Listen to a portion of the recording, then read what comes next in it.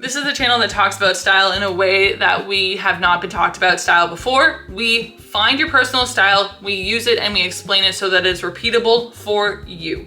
This episode is about finding your personal style, understanding what it is, and understanding how to replicate it. So usually when I get into this conversation about personal style, the response I get is, oh, well, my personal style changes from day to day depending on how I feel. Now, the thing about that is that I find there is a through line that doesn't change. So it's not to say that you can't dress girly one day and goth the next day. There's usually something that ties the two together. And if we're missing that through line is what I'm looking for. And that is to say what is going to make something feel uniquely you versus somebody else. And it's how we are able to distinguish personal style versus a style.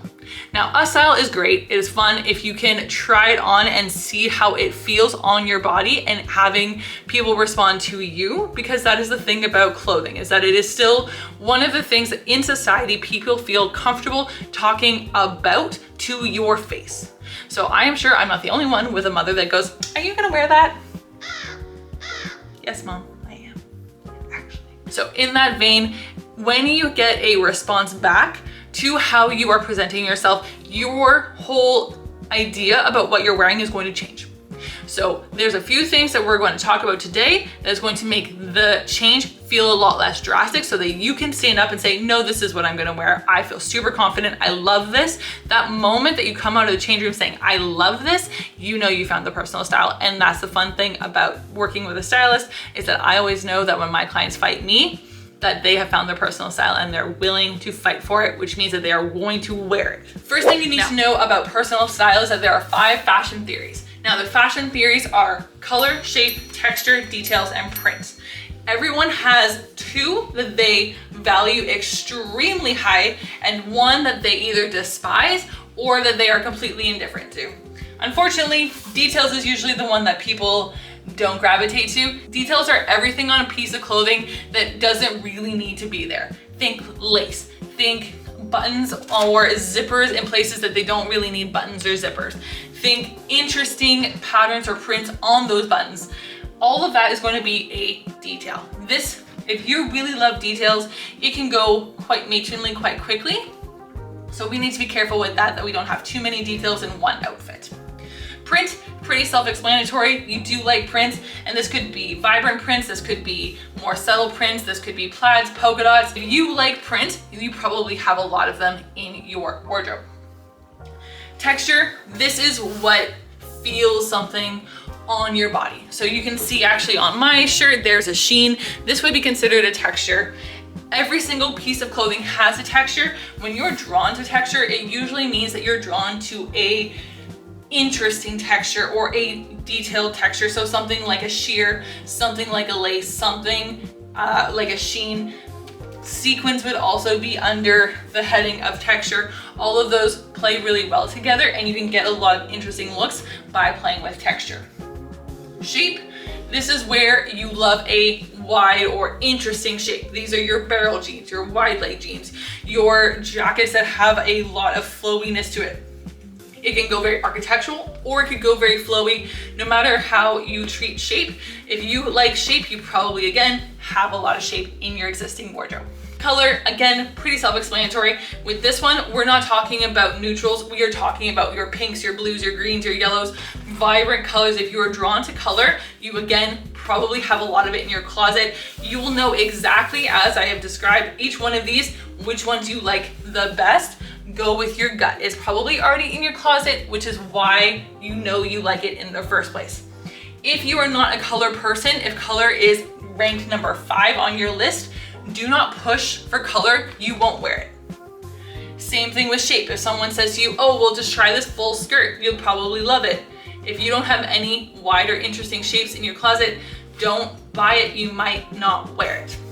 So that's always step number 1, is putting these in a order of importance and keeping in mind that if your top 2 are texture and details, that's great.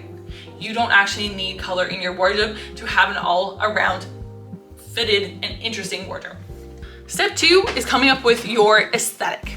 Now your aesthetic is the filter that we are looking at all of your clothes through. So this can be something like chic, boho, creative, grunge, retro. There's a lot of different words that we can use, and this is the one where people say, oh, well, that changes.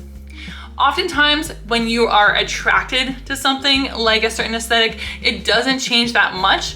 Sometimes you might play with different aesthetics, and you might have one or two that you really play with, but for the most part there is something that ties them together. Something like the word whimsical comes to mind, where you can have a very whimsical corporate look, but you can also have a very whimsical casual look. Now keep in mind, some of these aesthetics go against the grain. So for example, if you are into a chic aesthetic, chic draws up this image of Anna Wintour and, you know, clean girl, cool girl, New York, very black, very strong in shape and very strong in details. Often very, very strong in shape. But these are the two that you're gonna focus on. So even if you get your colors done, say, if color is not ranking high for you, it won't matter. It only really works for you if you like color in the first place. Because if your aesthetic is naturally chic or naturally disruptive in some way, you're not going to want to be in harmony with your colors. You're going to want to use other fashion theories to support the aesthetic. See what I'm saying? And then finally you have your gender lean. Now your gender lean can go either masculine or feminine. Mine goes masculine. You guys took a look at my outfit before. We have a masculine top, masculine trousers, and I have added more feminine details. So I like to play with this gender fluidity. However, my clothing leans masculine. Doesn't mean that all of my clothes have to be masculine. It means that I lean masculine. So if I'm wearing a dress and it feels awkward for me, I'm going to put it with combat boots or something that is inherently masculine, so it feels more like myself and less like I'm cosplaying a feminine person. Putting all of these three things together is what creates the foundation for your personal style. And then once we know what each one of these are, that's when we put in different strategies to help with making sure that everything works together.